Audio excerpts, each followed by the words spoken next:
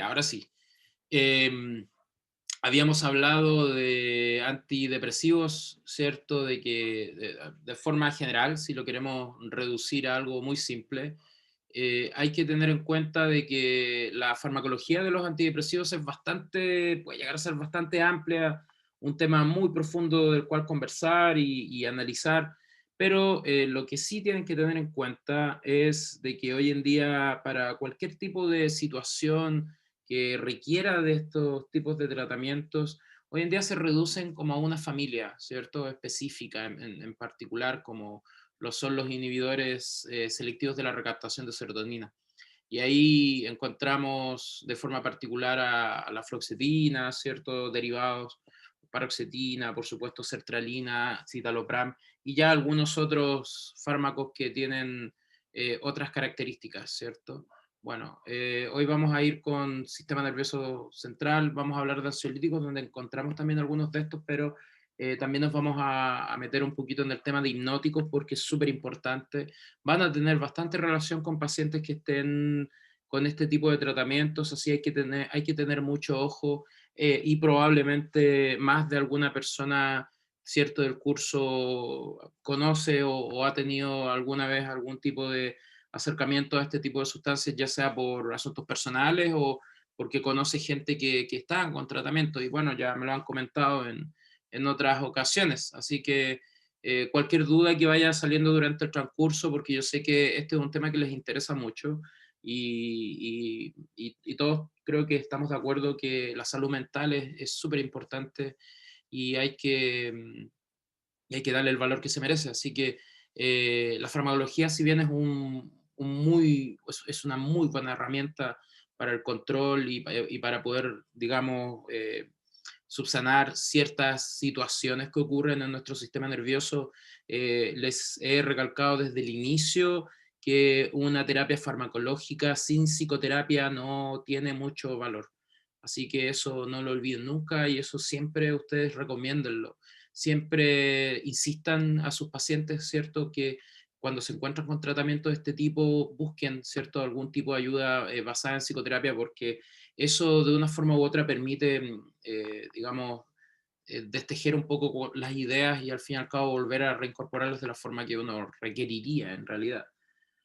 Pero bueno, vamos a comenzar, vamos a hablar de ansiolíticos y de forma general hay que, una definición, por decirlo así, fíjense lo que está puesto ahí, la ansiedad puede ser definida como un sentimiento de expectación aprehensiva, suena bonito, ¿no? Pero es bastante complejo porque en algunos casos la ansiedad puede ser buena, ¿no? Esto es muy sarcástico lo que está puesto acá, o sea, una ansiedad ante una prueba que te lleva a estudiar, o sea, una persona que, por ejemplo, no ha estudiado para una evaluación y lo hace un día o 2 días antes de, probablemente vaya a tener un nivel de ansiedad superior al de otra persona, ¿cierto? Y esto podría llegar a traer consecuencias, y consecuencias netamente en el comportamiento de las personas. Y ustedes saben que cuando lidiamos con algo tan sensible como la ansiedad, em, hoy en día tiene una repercusión mucho más, digamos, amplia, ¿cierto? En lo que significa en sí el pasar por procesos de crisis de ansiedad. Hoy en día, digamos, por el tema de la pandemia también, ha aflorado mucho el tema también de la salud mental, el daño que se está generando por el encierro, por la situación, etcétera. Esto es algo que ustedes probablemente vayan a ver de muy cerca con pacientes en particular. Bueno, hay que tener muy en cuenta de que a pesar de que se sabe bien los mecanismos que podrían producir ansiedad, no hay una lesión, por decir así, neuroanatómica o física que produzca esto. Entonces, todo tiene que ver netamente con la química, la neuroquímica que tenemos en el sistema nervioso central. Y ahí es donde hay que tener mucho ojo, hay que entender, ¿cierto?, que son procesos complejos y hay involucrados neurotransmisores y ustedes los conocen. En particular tenemos la noradrenalina, ¿cierto? La serotonina, que ya los comentamos de forma previa en antidepresivos, ¿cierto? Y por otro lado encontramos también una sustancia que se llama GABA, el ácido gamma-aminobutírico, que es un aminoácido neurotransmisor, ¿ok? ¿Se acuerdan cuando hablábamos al inicio de los diferentes tipos de neurotransmisores? Los separábamos, ¿no? Los separábamos como monoaminas, que son moléculas que provienen de un proceso biosintético, mientras que por el otro lado vamos a tener aminoácidos, que pueden tener características excitatorias o características depresoras del sistema nervioso. Entonces lo que hace el GABA de por sí es deprimir el sistema nervioso, ¿ok? Eso y hay que tenerlo en cuenta, sobre todo cuando hablemos del mecanismo de acción de los compuestos que están relacionados con este neurotransmisor, ¿ok? Así que no perderle no quitarle el ojo de encima. Bueno, esta imagen simplemente aquí se puede observar el estado de ansiedad. Lo que dice esta señora, ¿cierto? Dice, doctor, estoy preocupada, pero no sé por qué, solamente estoy preocupada, no tengo ninguna razón para estarlo, pero lo estoy. Y eso, la verdad, suele ocurrir. Es muy común en muchas personas que ocurra esto. Y por otro lado, el clásico y conocido, ¿cierto? Ya, digamos, una crisis a la cual puede llevar un estado de ansiedad, que es una crisis de pánico, un desorden de pánico como aparece acá, que en realidad es una crisis, y resulta de que existen estos famosos síntomas somáticos que se ven representados de forma visual, ¿no?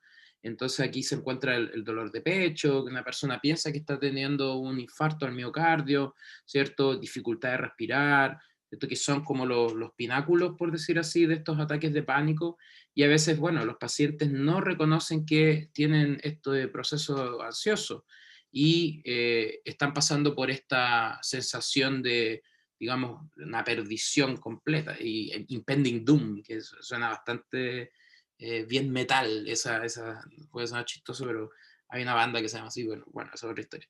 Y hay que entender de que una persona cuando está pasando por esto necesariamente requiere de un tratamiento y de ayuda, ¿cierto? Entonces es muy común de que muchas personas a veces lleguen al servicio de urgencias de un hospital o a un SAPU, ¿cierto? O a cualquier tipo de servicio de urgencia con algunas de estas presentaciones clínicas, ¿cierto? Que se relacionan directamente a lo que podría ser una crisis de pánico, una crisis de ansiedad. Eh, y es complejo a veces el tema de cómo controlar esto, porque por razones súper lógicas una crisis de pánico no se suele tratar por vía oral cuando se ve que el comportamiento de la persona quizás no es el más normal y quizás es más errático. Entonces los tratamientos inyectables suelen ser una muy buena opción y para eso existen protocolos, ¿cierto?, de manejo, ¿cierto?, para este tipo de situaciones y eventualmente ustedes los van a ir viendo cuando les toque desempeñarse, por ejemplo, en algún servicio de urgencias en particular, cosa que probablemente les va a tocar cuando tengan sus prácticas profesionales. Bueno, ¿dónde ocurre de forma muy general lo que les decía yo, uno de los receptores más involucrados en todo lo que son procesos relacionados con la ansiedad y también con digamos, con la hipnosis, que eventualmente lo vamos a comentar, es el famoso receptor GABA, ¿ok? Que es un pentámero, eso quiere decir que es una proteína que tiene 5 unidades que están todas nombradas de forma diferente por letras en alfabeto griego, y resulta de que este receptor particularmente permite de forma fisiológica, ¿ok?, el flujo del ion cloruro.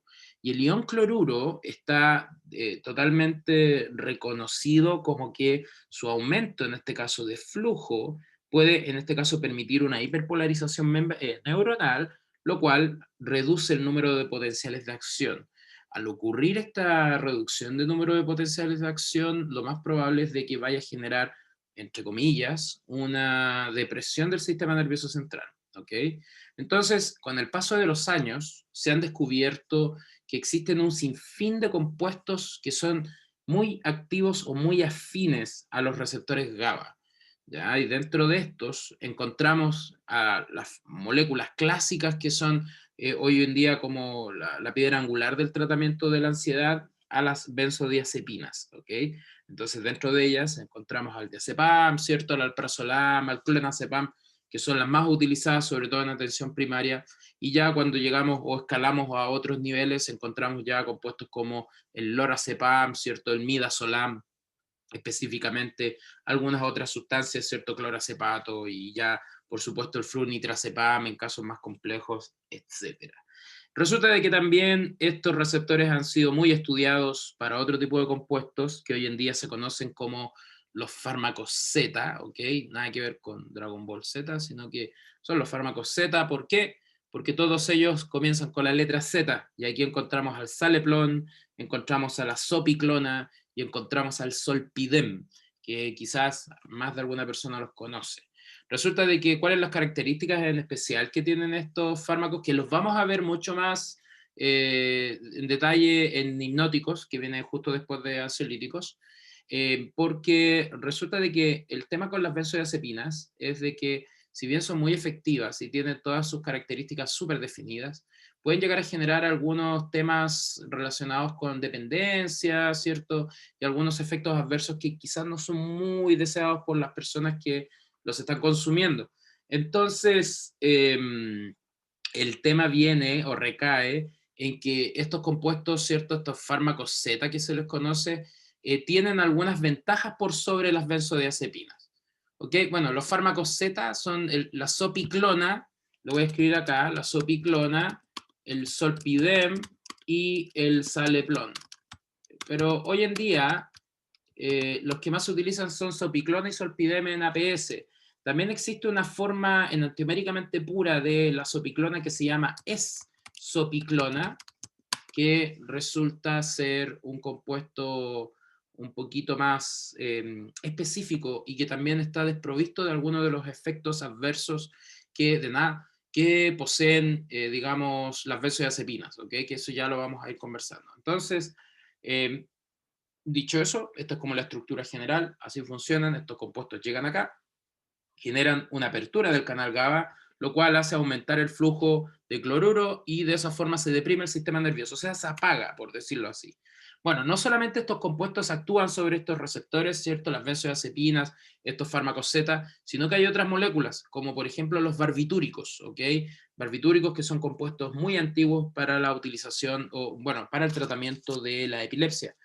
Sea el caso de el fenobarbital, que hoy en día sigue estando dentro de los arsenales terapéuticos, ¿cierto? Para el control de algunas crisis epilépticas ya un poco más complejas. Y también el famoso y querido por muchas personas etanol. El etanol, el alcohol, ¿cierto? El alcohol, la bebida, también tiene una porción, bueno, es reconocido por estos receptores, y de aquí viene la lógica de que el alcohol puede llegar a generar depresión del sistema nervioso central. Y aquí es donde viene esta lógica de que el consumo de alcohol tiene tres etapas, ¿cierto? Que es como la euforia, la meseta y después la depresión. Entonces, el consumo excesivo de alcohol, como tiene un orden de eliminación de farmacocinética diferente a lo normal, una persona no puede controlar cuánto es la cantidad que requiere de alcohol para que le genere los efectos de este tipo. Y ninguna persona es, digamos, igual a otra con respecto al consumo de esta sustancia, a diferencia de estos fármacos, que sí tienen mucho más definido el proceso farmacológico de cómo actúan. Por eso el alcohol es como bien específico y por eso hay que tener bastante cuidado con el mismo.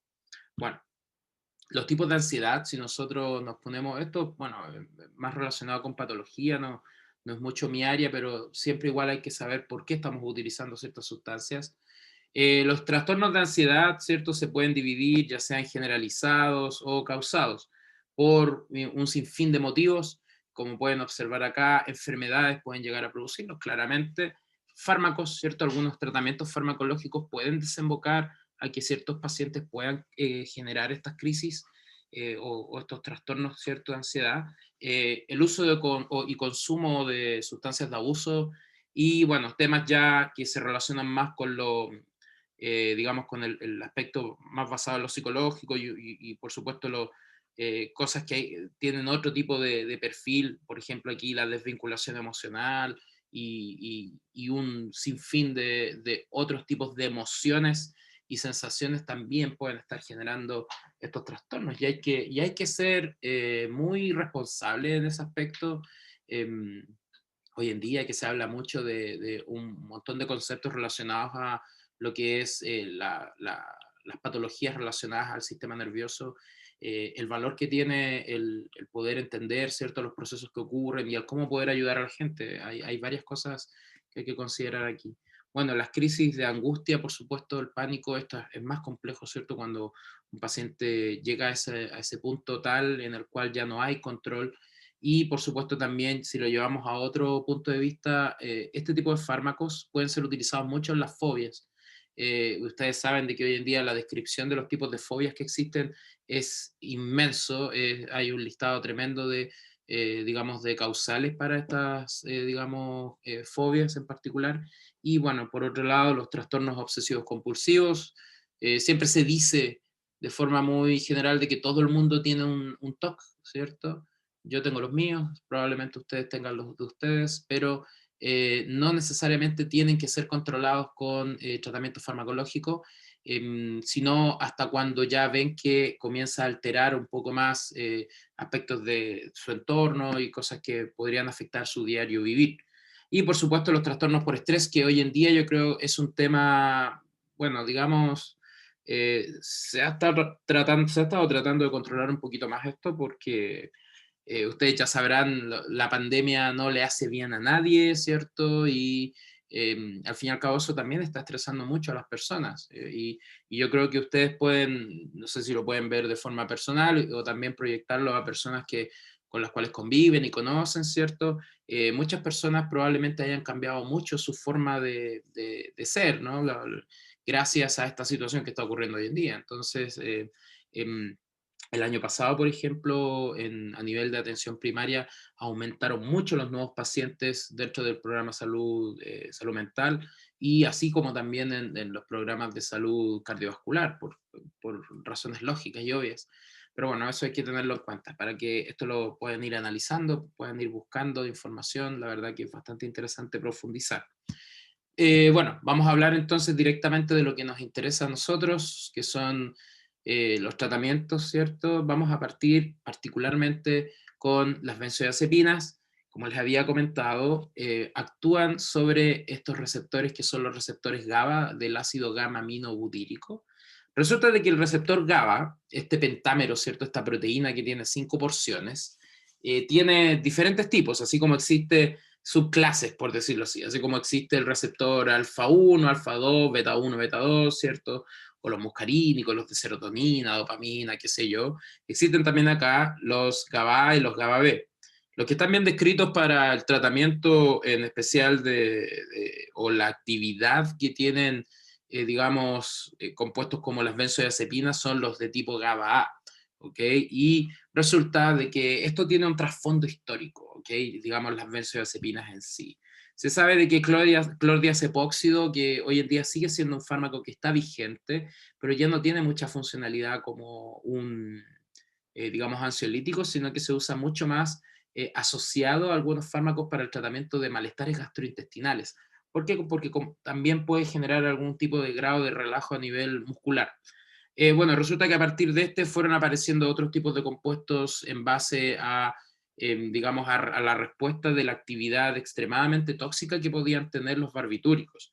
Y ese es un gran problema que existen hoy en día con ese tipo de fármacos, de que los barbitúricos pueden llegar a generar perfiles de toxicidad que podrían traer consecuencias bastante graves para los pacientes. Entonces, de esta forma fueron apareciendo estas moléculas, ¿cierto? Y así empezaron a aparecer un sinfín de otras familias que fueron diferenciándose en relación a tres aspectos súper importantes, ¿ok? Un aspecto muy importante es el tiempo de absorción, ¿cierto? La presencia o ausencia de metabolitos y la lipofilia. Entonces aquí nosotros podemos hacer una declaración, por decir así, de actividad de todas las benzodiazepinas, no solamente como ansiolíticos, sino que las benzodiazepinas, porque las benzodiazepinas sirve tanto como ansiolítico como hipnótico. Entonces, para que quede claro y no se les olvide, que un compuesto que se absorbe rápidamente y tenga menos metabolitos y sea muy lipófilo, va a ser un muy buen sedante, pero no ansiolítico y viceversa. Compuestos que tienen absorción lenta con metabolitos activos y baja lipofilia serán mejores ansiolíticos. Y hace sentido. ¿Por qué? Porque, por ejemplo, cuando una persona, tú requieres que pueda dormir. Tú lo que quieres básicamente es generar la hipnosis, ¿cierto? O generar el efecto sedativo. Tú quieres que el fármaco se absorba muy rápido, porque quieres que rápidamente el paciente se quede dormido, ¿no? Tenga poquitos metabolitos para que pueda mantenerse durante el tiempo, y por supuesto la lipofilia va a ayudar ¿a qué? A que llegue rápidamente al sistema nervioso central. Entonces, de esa forma, tú vas a tener un muy buen fármaco sedante, pero no ansiolítico. Eso no quita el hecho de que por supuesto estos puedan ser ansiolíticos, pero quizás en menor medida de los otros, que son compuestos que se absorben lentamente, y cuando hablamos de lentamente, estamos hablando del promedio, ¿cierto? Que van de 30 a 45 minutos, ¿cierto? Que tienen algunos metabolitos activos, baja lipofilia, y estos van a ser mejores ansiolíticos que podrían estar actuando en tiempos mucho más específicos para pacientes que realmente los requieran. Entonces de aquí, bueno, hay una pequeña tablita, ¿cierto?, donde están descritos cuáles son las familias químicas. Resulta que existen dos clases, ¿ok? Están las clases de benzodiazepinas de tipo A y las benzodiazepinas de clase B. La gran diferencia, solo para que lo sepan, es de que las de clase A, en comparación a las de clase B, contienen este anillo de imidazol, las de clase B, y estas también estarían relacionadas directamente, esta modificación, a la rapidez de actividad y a este aspecto que hablábamos anteriormente.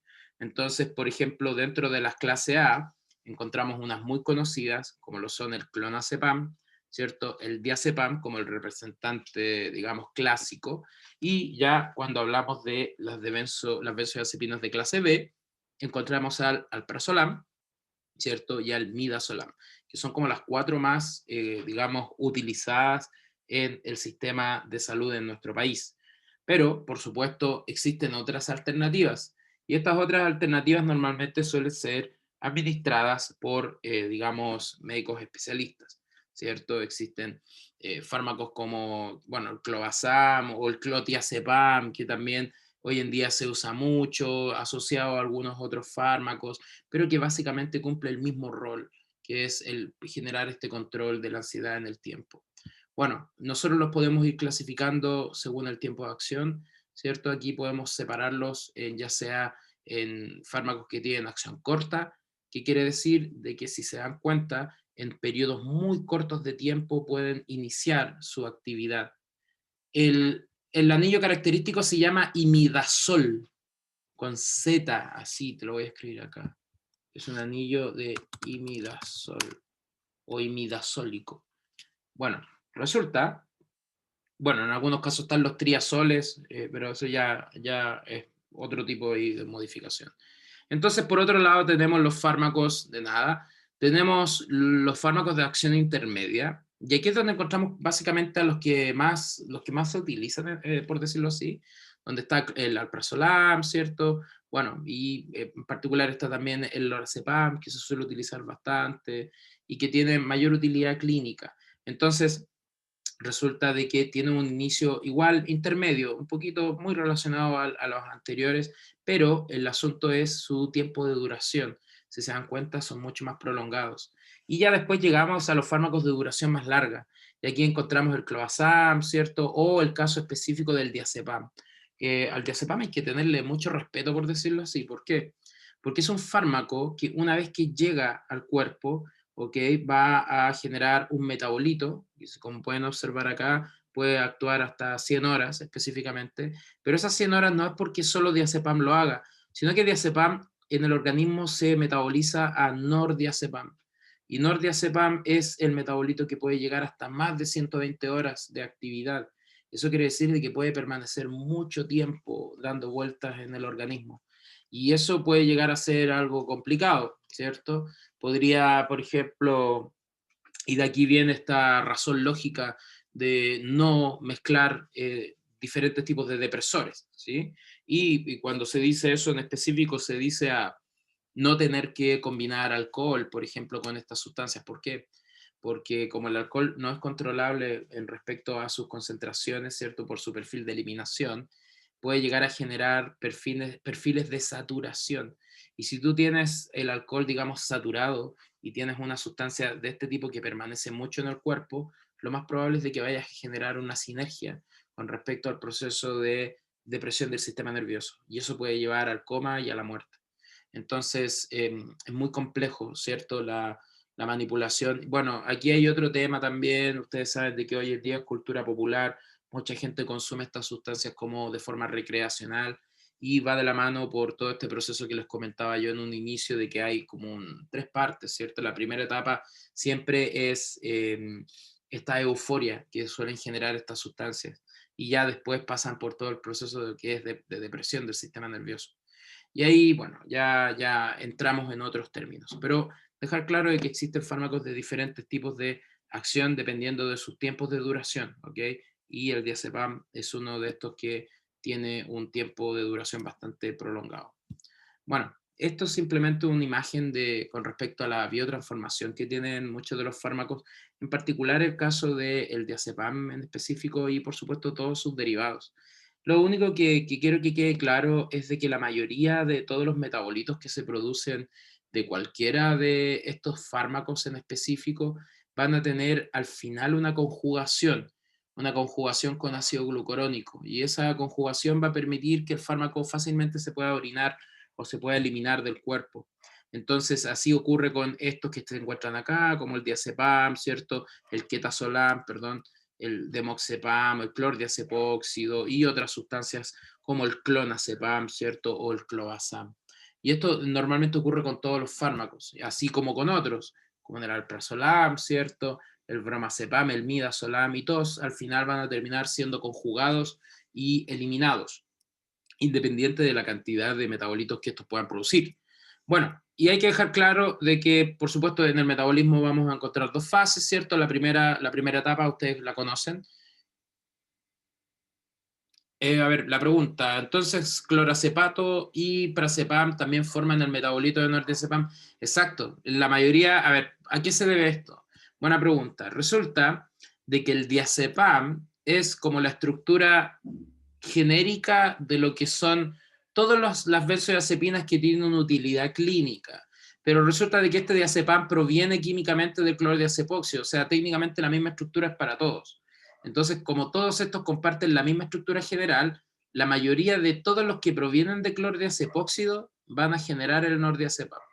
Entonces, particularmente podrían estar involucrados en este proceso metabólico de formación del compuesto. Pero ¿cuál es el tema que tiene el diazepam? El diazepam de por sí condiciona a que la producción de nordiazepam sea de mayor concentración. Ahí está el gran detalle. Entonces, la cantidad de nordiazepam que produce diazepam es mucho mayor a la que producen los otros. Entonces, de ahí viene un poquito la gran diferencia. Dejar claro también de que hoy en día clínicamente clorazepato, prazepam, demoxepam y el clordiazepóxido ya no tienen mucha utilidad como ansiolíticos. Entonces, por eso es que quizás ya uno no debería estar preocupándose de la producción de este metabolito muy activo. ¿Ok? Entonces hoy se prefieren fármacos que quizás no producen este metabolito, como el clonazepam, ¿cierto? El alprazolam o el midazolam. Entonces de ahí viene un poco esa lógica. Por eso es que el diazepam se usa tan poco, y por eso es que se mide bastante la utilización, sobre todo en atención primaria, para casos muy específicos y por supuesto en atención secundaria cuando sea exclusivamente necesario. Y lo vamos a hablar después, porque viene la tablita descrita de lo que aparece en las guías clínicas del Ministerio de Salud. Bueno, como les decía, entonces en fase 1 aparecen las oxidasas que tienen relación con el citocromo P450, ¿cierto? Y por supuesto también la fase 2 sabemos que hay conjugación con el ácido glucurónico y por supuesto con otras formas de eliminación que ocurren en fase 2, como los sulfatos, ¿no?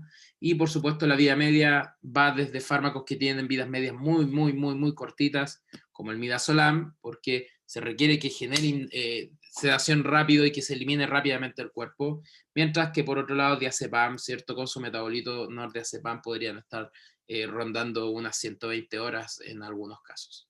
Bueno, esta tablita proviene y es sacada directamente de la guía clínica del MinSal, y la verdad que resume prácticamente todo lo que hemos hablado hasta el momento.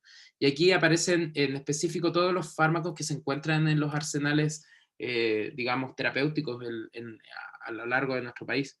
Entonces, si se dan cuenta, acá los tenemos diferenciados por sus vidas medias, sus potencias, sus inicios de acción y sus usos clínicos. Entonces, fíjense, el midazolam tiene una vida media muy cortita y tiene una potencia altísima y tiene un inicio de acción intermedio que va como en los 15, 25, 30 minutos y es hipnótico específicamente el caso del Alprazolam, ¿cierto? El caso del diazepam, en particular el clobazam, que hoy en día se usa mucho, y el bromazepam, tienen muy buena actividad ansiolítica, pero resulta de que estos, bueno, tienen una vida media larga, el caso de clobazam también, bromazepam intermedia, y así van diferenciándose dependiendo de estas características. Por otro lado, es súper importante tener, bueno, el diazepam, por supuesto, si bien el diazepam sirve para todo, técnicamente, ¿ok? O sea, eso no perderle la vista ahí, pero hoy en día su elección clínica no es de preferencia como ansiolítico y no es de preferencia como hipnótico, sino que es como un anticonvulsivante, y de hecho dentro de los protocolos de control de convulsiones se encuentra el diazepam ya cuando, digamos, otros tratamientos quizás no son los más efectivos. Entonces hay que también tener esa visión en particular. Ustedes en APS en particular van a encontrar mucho la actividad o el uso en específico de clonazepam y alprazolam. Y no se va a mover mucho más de ahí, ¿ok? Y por supuesto ya cuando hablemos de hipnóticos, el uso de fármacos Z va a ser la mejor opción. Bueno, por otro lado, siempre tener en cuenta las potenciales interacciones que puedan existir. ¿Por qué? Porque probablemente ustedes vayan a tener pacientes que vayan a estar con estos tratamientos, pero que a la vez van a estar con polifarmacia, van a estar utilizando muchos otros tratamientos también. Así que súper importante que eso no le pierdan, ¿cierto?, el norte en ese aspecto. Bien, como por ejemplo fármacos que podrían permitir el aumento de la concentración de la benzodiazepina, o sea, por ejemplo, fíjense, anticonceptivos, omeprazol, ¿cierto? Inhibidores selectivos de la recaptación de serotonina, podrían aumentar la concentración de benzodiazepinas, pero ojo, eso no es como que siempre ocurre de inmediato, sino que es por un tema más bien de dosis elevadas de los, ambos fármacos que podrían estar condicionando este tipo de efectos y podrían estar generando mayor actividad de la benzodiazepina. Y por otro lado, fíjense, disminuyen la concentración, ¿cierto? La cafeína, el tabaco, que no necesariamente son fármacos, ¿cierto? Pero son de mucho uso, y ya sustancias más específicas como la carbamazepina, ¿cierto? Levodopa y, bueno, antiácidos. Y por supuesto, fármacos que pueden aumentar los efectos depresores. Fíjense, cualquier depresor del sistema nervioso central, lo habíamos comentado, antidepresivos, ¿cierto? Neurolépticos, anticonvulsivantes, antihistamínicos, opiáceos y, por supuesto, el alcohol. ¿Ok? Entonces, esta tabla no la pierdan de vista, es súper importante. Bueno, indicaciones terapéuticas, todos tienen técnicamente, a ver, cuando hablemos después de la farmacología en general, vamos a ver que son todos muy parecidos y las únicas diferencias son lo de los tiempos, ¿cierto?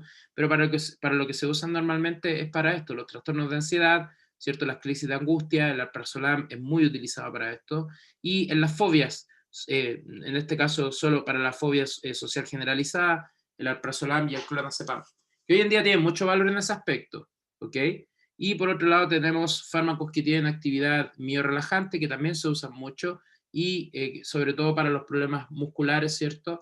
Y por supuesto para la espasticidad neurológica, también se sabe de que algunos de estos se podrían estar utilizando de forma específica, pero eso ya tiene que ser mucho más valorado por neurólogos.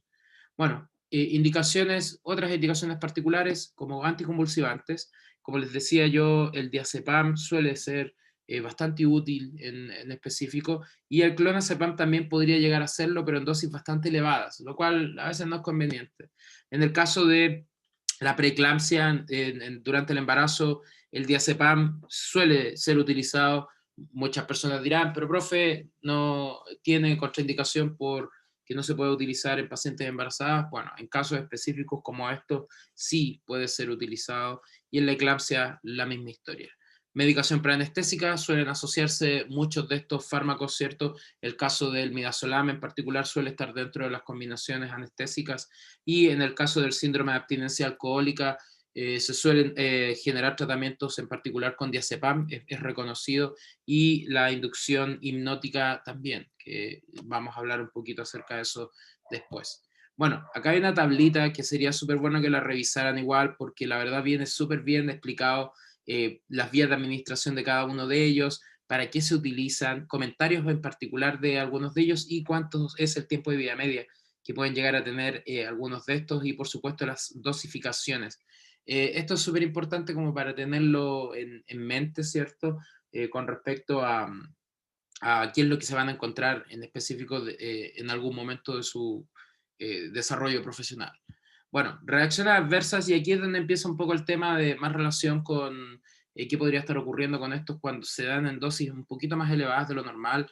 Por ejemplo, estos clásicos, la sedación y la somnolencia, la ataxia, la disartria, la incoordinación motora suele ocurrir bastante en muchos pacientes que, por ejemplo, han iniciado los tratamientos con estos tipos de fármacos.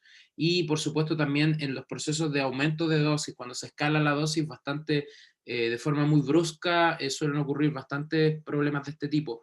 Bueno, incapacidad de la respuesta motora rápida, también un tema relacionado. Siempre se aconseja no manipular o no manejar cierta maquinaria pesada. Eso yo creo que todo el mundo lo sabe, pero hoy en día esto también es un asunto eh, que quizás no mucha gente lo toma como consejo, lo siguen haciendo igual, a veces están manejando bajo el efecto de benzodiazepinas porque las tienen que tomar para controlar quizás una crisis de ansiedad.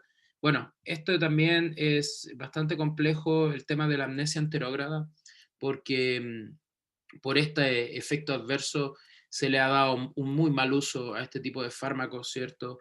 Ustedes habrán escuchado en cultura popular, que no es muy popular por un buen sentido, sino que en un mal sentido, que utilizan mucho este tipo de fármacos combinados con alcohol y gracias a esta combinación pueden llegar a cometer delitos, ¿cierto? Eh, y la verdad que no es nada agradable y no es nada bueno que decir de sustancias que tienen un valor terapéutico particular.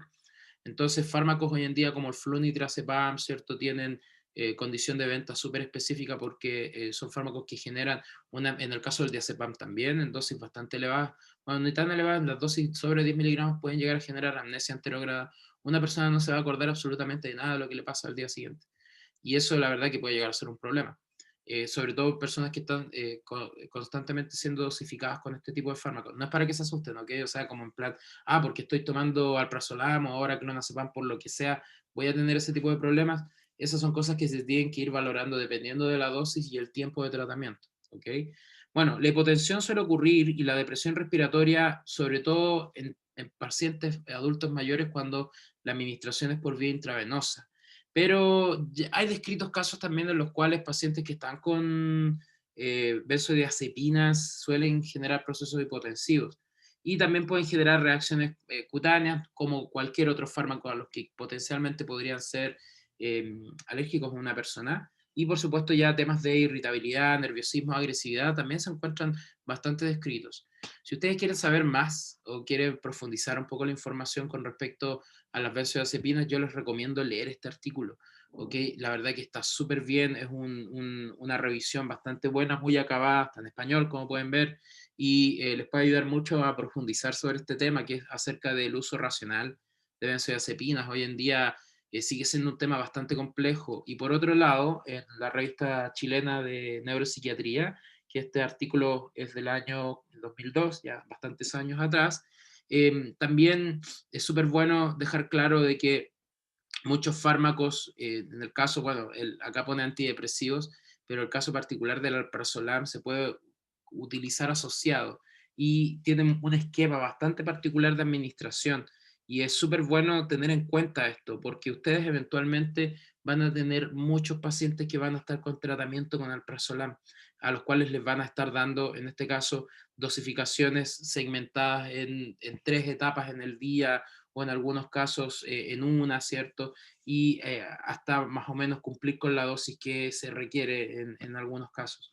Entonces, dejar súper en claro de que el tratamiento con alprazolam no debería superar los 10 miligramos al día, pero es muy raro que una persona esté consumiendo esa cantidad de dosis. Lo que normalmente uno más ve en APS suelen ser tratamientos y esquemas que no superen particularmente los 2,5, los 2 gramos o sea, miligramos en específico.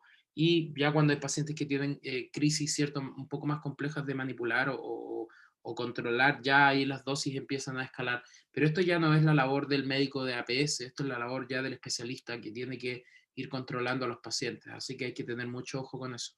Bueno, dicho esto, vamos a pasar entonces a la otra etapa de lo que son este tipo de compuestos, ¿cierto? Que son como agentes hipnóticos, ¿ciertos? Y sedantes.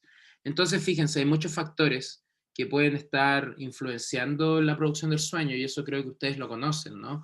Hay, hay muchos sistemas de neurotransmisión que van a estar relacionados con producir sueño en general, ¿cierto? Tenemos el sistema, bueno, de adenosina, serotonina, dopamina, adrenalina, histamina, el sistema de acetilcolina, que tienen de una forma u otra alguna relación con la producción de sueño.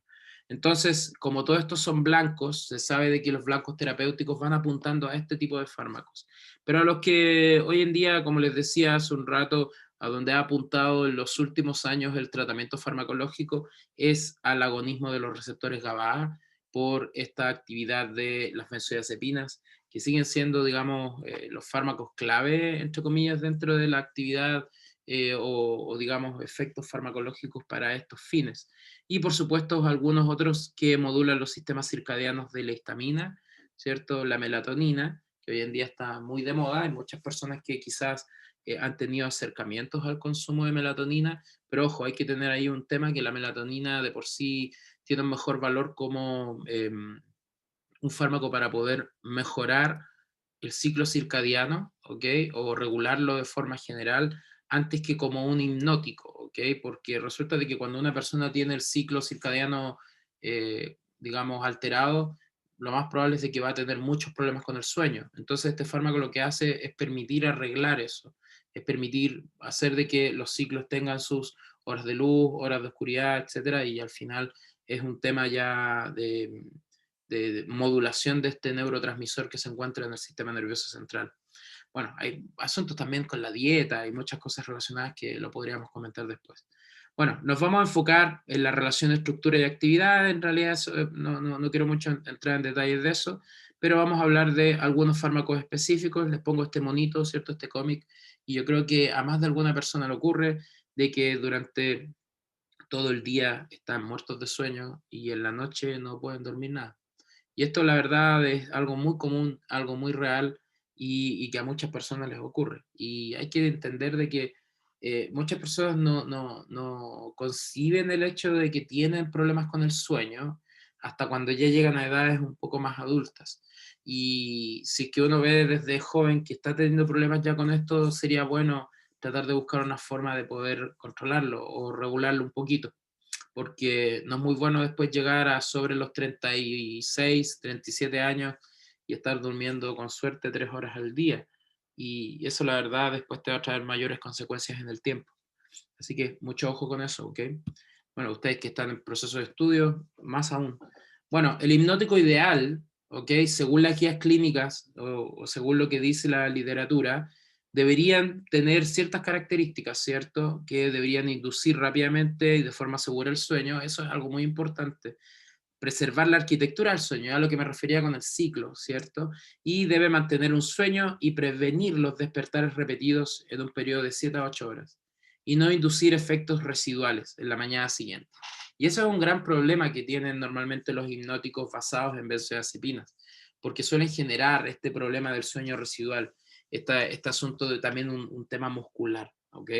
Bueno, pocas interacciones, que sería lo lógico, lo esperable, pero no todo es color de rosa, y no producir dependencia ni tolerancia ni abstinencia. Y aquí es donde están categorizados, ¿cierto?, los tratamientos más nuevos, ¿cierto?, donde no necesariamente van a estar generando estos perfiles de dependencia, que es lo que ocurre en específico con las benzodiazepinas.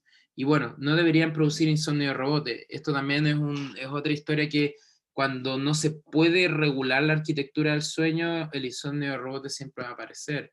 Y seguros en casos de sobredosis también. Y eso es uno de los valores agregados y súper buenos que tienen, en este caso, digamos, las benzodiazepinas. Las benzodiazepinas se pueden administrar en dosis muy elevadas, pero solas, ¿cierto? lo más probable es de que vayan a generar un altísimo, digamos, periodo de hipnosis, ¿cierto? Y tienen muy baja posibilidad de generar toxicidad. Entonces también eso es muy, muy, muy importante que lo tengan en consideración.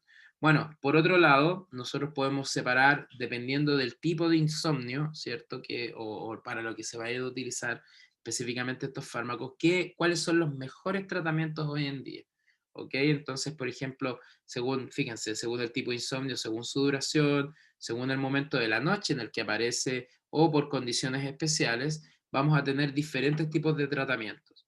Entonces, por ejemplo, en el caso de los primeros, vamos a tener tratamientos transitorios por 3 noches que van a contar con fármacos como el midazolam. Hoy se usa mucho el lormetazepam, que de hecho, lormetazepam en países como en Europa, en España, es la alternativa más utilizada hoy en día como hipnótico y está pegando, ya está entrando en nuestro país y eventualmente va a aparecer.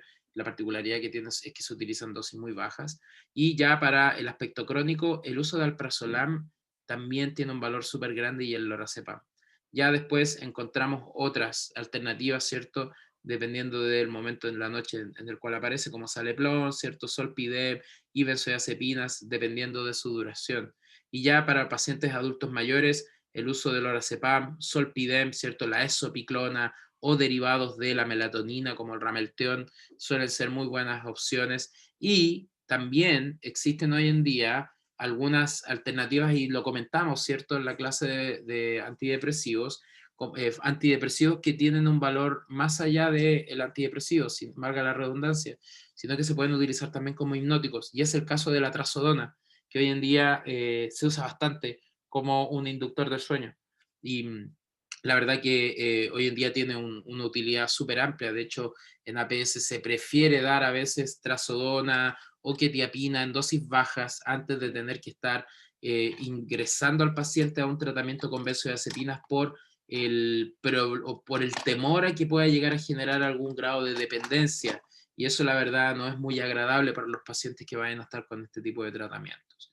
Bueno, dicho esto, existen otros tratamientos, ¿cierto? Otras familias que se las había comentado anteriormente, como lo son los barbitúricos, ¿ok? Entonces los barbitúricos son depresores del sistema nervioso, no quiero entrar en muchos detalles, que hoy en día tienen más valor como anticonvulsivantes, ¿cierto? Y el gran problema es de que tienen mucho asunto con el metabolismo, ¿ok? Y dentro de este listado, uno de los que más se utiliza hoy en día es el fenobarbital. Y el fenobarbital sigue siendo una opción extremadamente buena para pacientes que están con tratamientos de epilepsia, ¿cierto? Gran mal, ¿cierto? O que no tienen un control de, en este caso, estas crisis tónico-clónicas, ¿cierto? Que podrían llegar a ser bastante complejas para estos pacientes. Y bueno, entramos de nuevo a las benzodiazepinas, aquí con un poquito más de detalle con respecto a lo que son los tipos de receptores. Entonces, lo que les decía, a diferencia de los barbitúricos, las benzodiazepinas tienen un sitio específico en el receptor GABA, ¿ok? Y en específico están las subunidades alfa-1, que a estas se les conoce como receptores BZ1, tienen mucha afinidad por benzodiazepinas, mientras que las otras subunidades tienen afinidades por otros compuestos y no particularmente las benzodiazepinas. Entonces lo que hacen estas moléculas es llegar al receptor y aumentar la conductancia del cloruro, ¿cierto?, en el canal de GABA, lo que hace que se abra, y al aumentar el flujo de cloruro que se genera, disminución de la hiperpolarización de membrana, por ende una depresión del sistema nervioso. O sea, apaga un poquito así, digámoslo de una forma más vulgar, el sistema nervioso. Bueno, todas las benzodiazepinas, como les decía, pueden generar ambos efectos, ¿cierto? Hipnóticos, sedantes y también ansiolíticos, pero dependiendo de la dosis, vamos a encontrar algunos específicos que se usan mucho, como el caso del midazolam hoy en día como hipnótica, es una de las que más se utiliza, ¿cierto? En atención sobre todo de urgencia, porque se puede administrar por vía inyectable, lo mismo con el lorazepam, y a otros fármacos más complejos como flunitrazepam o brotizolam, también son de bastante uso, y triazolam, que tiene características muy similares al midazolam por su rapidez, ¿cierto? Y por su inducción rápida de lo que es la hipnosis. Bueno, las reacciones adversas las comparte, ¿cierto?, con las que vimos anteriormente, entonces solo las voy a nombrar: somnolencia, ¿cierto? Bueno, el vértigo en especial, bueno, amnesia anterógrada, depresión, y esto normalmente suelen ocurrir en los que están más, en tiempos más prolongados, ¿cierto?, en pacientes adultos mayores. Contraindicaciones, claro que estos compuestos tienen que tener algunas contraindicaciones, sobre todo en algunos que puedan producir apneas del sueño, en pacientes alcohólicos, a excepción de que estén con tratamiento con diazepam por deshabituación, en el embarazo por teratogenia, que lo habíamos comentado, pero en el caso de una preeclampsia y una eclampsia, el uso de diazepam está indicado porque es la única alternativa, entonces el riesgo-beneficio va en este caso a primar, en este caso el beneficio en ese aspecto. Precaución en ancianos, por supuesto, enfermos renales, pacientes que tienen depresión ya, porque se podría potenciar esto, y pacientes que se encuentran con requerimiento psicomotor, porque habíamos hablado de que estos fármacos podrían estar también afectando de una forma u otra el condicionamiento muscular, ¿no? Y por supuesto la intoxicación aguda, y que estamos hablando de dosis muy grandes, porque yo les dije que tienen una súper buena tolerancia. En dosis tóxicas se puede llegar a producir una depresión respiratoria, y por esto existe un antídoto, y este antídoto se encuentra en la atención primaria, en la atención secundaria en particular, porque en la primaria no existe esta alternativa, porque normalmente no van a dar dosis tan elevadas de benzodiazepinas, pero existe el flumacenilo. Y flumacenilo lo que hace es básicamente desplazar a la benzodiazepina de su receptor, y al fin y al cabo vuelve al sistema nervioso al estado basal en el cual se encontraba. Bueno, según las guías clínicas de nuestro país en específico, aquí nosotros tenemos muchos tratamientos, ¿cierto? Como, si se dan cuenta, el midazolam y el lormetazepam, como les comentaba hace un ratito, y por aquí ya hay algunas alternativas que no están disponibles en Chile, pero que ya están por entrar, podría decirlo yo, porque estas normalmente se pueden conseguir por casos bien particulares, pero el caso de midazolam, que puede ir hasta 15 miligramos, en este caso en una dosis, que tiene un inicio de acción muy rápida, tienen vidas medias bastante cortitas, estos que están acá, y no tiene metabolitos activos. Eso quiere decir de que su efecto hipnótico es súper específico. Bueno, por otro lado, ya para ir terminando, tenemos a los agonistas GABA no benzodiazepínicos. Y aquí es donde encontramos a los famosos fármacos Z.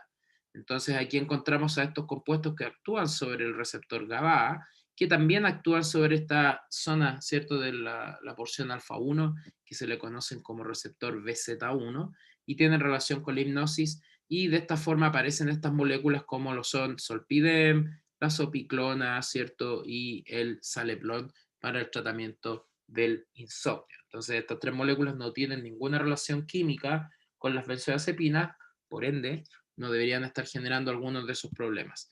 Bueno, de forma general, ¿cierto? Estos fármacos Z se absorben bastante bien por vía oral. De hecho, tienen un inicio de acción súper rápido cuando se comparan con otros fármacos. Se usan en dosis bajas y tienen tiempos de vida medias bastante, digamos, no tan prolongados, ¿ok?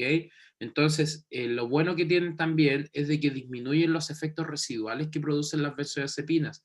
Entonces, de este grupo, la sopiclona es uno de los que tiene mayor latencia y vida media, con potenciales efectos residuales, que solo puede ser superado con la esopiclona, que tiene un metabolito activo que prolonga su vida media hasta 6 horas aproximadamente.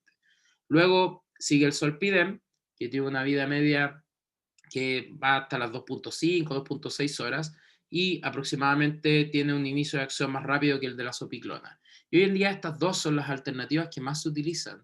Y por otro lado tenemos el saleplon, que tiene una vida media mucho más cortita, si no me equivoco es de 1 hora, si no estoy equivocado, o por ahí. Y lo que hace que sea un hipnótico sin efecto residual. El tema es de que saleplon no se encuentra en atención primaria, pero es una muy buena alternativa, la verdad. Y bueno, acá está la tablita. Fíjense, sale Plower, ¿cierto? Los tres, las dosis, que no son dosis elevadas. Y en el caso de Solpidem no tiene que aumentar los 10 miligramos al día. De hecho, en los pacientes adultos mayores debería ser hasta 5, debería ser. En un paciente sobre 65 años no se debería subir de 5, pero aún así les suelen dar hasta 10 miligramos en algunos casos. En el caso de la sopiclona, 7.5 normalmente es con lo que se parte, pero siempre es bueno iniciar el tratamiento de la mitad e ir escalándolo hasta que el paciente pueda ir adecuándose a esa administración, porque independiente de que sean fármacos que no tengan tantos efectos residuales, igual podrían llegar a generar algún tipo de problema. Bueno, aquí simplemente es una tabla que compara las benzodiazepinas versus estos otros tres digamos, fármacos específicos, pero lo único que importa acá es saber de que cuál es la influencia que pueden llegar a tener estos fármacos dentro de la arquitectura del sueño, porque ustedes saben de que el sueño, al fin y al cabo, se va distribuyendo en etapas, ¿cierto? La etapa 2, 3, 4, el sueño REM. En el caso de las benzodiazepinas, tiene un efecto sobre estas etapas y pueden estar generando efectos que quizás tú no buscas en fármacos para la hipnosis, ¿cierto? Como la tolerancia, el rebote y la dependencia. Mientras que estas moléculas, que en el caso de sopiclona quizás tiene algo de rebote e insomnio, están un poquito más controladas con respecto a cómo es el efecto sobre la arquitectura del sueño y la no producción de estos efectos que son un poquito no tan deseados en particular. Bueno, y ya para rematar, vamos a hablar de los agonistas del receptor de melatonina, que la verdad hoy en día han pegado bastante este tipo de compuestos, porque resulta de que la melatonina, si bien es una neurohormona que nosotros mismos producimos a partir de la serotonina, ya se sabe de que puede estar alterando de una forma u otra, digamos, la producción del sueño o el inicio de todo lo que es el ciclo, ¿no? Entonces estos efectos circadianos tienen mucho que ver con la actividad de la melatonina sobre unos receptores que ya están descritos para la melatonina en el sistema nervioso. Entonces, se sabe de que la melatonina es un mal fármaco, por lo que hoy en día existen formas de poder administrarlo para que se pueda liberar, ¿cierto? La sustancia de por sí que tenga la actividad. Y de aquí se han obtenido algunos fármacos que, si bien tienen efectos muy similares a la melatonina, son mucho más, digamos, tienen mejores propiedades farmacocinéticas y también por el tema de la indicación. Para el asunto del jet lag, normalmente se suele indicar bastante este tipo de fármacos. El caso de Ramelteón o la gobelatina, que hoy en día en nuestro país suele ser una alternativa, pero melatonina ya la podemos encontrar, ¿cierto? En farmacias y normalmente la dosis va 3 miligramos, que puede aumentar hasta 6 miligramos y no quedarse en más que eso y ir manteniendo eso también con buenos hábitos alimenticios, ¿cierto? Y en algunos otros casos se suelen asociar tratamientos hipnóticos juntos con melatonina, porque como les decía, la melatonina más bien lo que hace es regular un poco el ciclo circadiano en vez de producir sueño. Así que mucho ojo con eso. A algunas personas sí les sirve y les ayuda a regular mucho esto. ¿Para qué? Con temas un poco más particulares, resulta de que la absorción, bueno, es bastante buena, buena biodisponibilidad, y es como les decía, se suele usar bastante para esto, para la alteración del ciclo circadiano, ¿ok? Y las RAM que pueden tener, bueno, pueden generar bajas de temperatura, reducción de la hormona luteinizante y aumento de la prolactina, o sea, pueden generar una leve hiperprolactinemia, ¿cierto? En algunas pacientes, pero eso en este caso, va relacionado directamente con un uso extremadamente prolongado. Y bueno, consideraciones, ¿cierto? De forma general, la melatonina ha demostrado tener una muy buena inducción del sueño, y esto va de la mano también porque tiene una vida media bastante corta y un inicio de acción muy rápido. ¿Ok? Entonces, el uso de la melatonina como un hipnótico, como les decía, está limitado a estas alteraciones del ciclo circadiano. Y en casos de ancianos con insuficiencia de la glándula pineal, y ya si se dan cuenta de diagnósticos más específicos. Y en el caso ya de otros fármacos, como les decía, más nuevos, como la agomelatina, tiene una mejor, digamos, un mejor efecto sobre bueno, como pueden leer acá, las fases del sueño, ¿cierto? Y favorece el reparar este sueño. Y la verdad, no tiene mucho o no tiene mucha incidencia dentro del sueño REM o el sueño MOR, ¿cierto? En pacientes depresivos ni en personas sanas, lo cual la verdad le da un mejor valor. Ahora, si se compara la melatonina, ¿cierto?, con la agomelatina o rapelteón, con otras alternativas farmacológicas, como por ejemplo la difenidramina o algún otro antihistamínico o sustancias naturales como la valeriana, siempre, por supuesto, la melatonina va a tener mucha mejor efectividad, porque primero se usan dosis bastante bajas y, por supuesto, también tiene una vida media muy bajita y tiene un efecto bastante rápido de actividad. Mientras que la difenidramina, como un antihistamínico de primera generación, se tiene que utilizar en dosis un poco más elevadas, suele traer efectos adversos no muy agradables y la vida media puede ser mucho más prolongada, interviniendo en el diario vivir. Y eso la verdad no es muy bueno, ¿cierto? Porque la idea es tratar de que sea solo un inductor de que te ayude a regular el ciclo y después tu cuerpo solo tiene que ir adecuándose a esta situación, ¿ok? Y bueno, dicho eso, terminamos con farmacología del sistema nervioso entonces. Y bueno, técnicamente me hubiese gustado hablarles mucho de antipsicóticos, pero por razones de tiempo y esta semana que ocurrió no pudimos ver mucho de esto. Em, si es que tienen alguna duda, alguna consulta, me la pueden realizar, no hay ningún problema. Y les dejo, ahora les voy a comentar un poquito más de las cosas que vamos a analizar en particular de lo que se viene ya para terminar el curso, ¿ok? A ver, resulta de que la próxima semana, denme un segundito, a ver.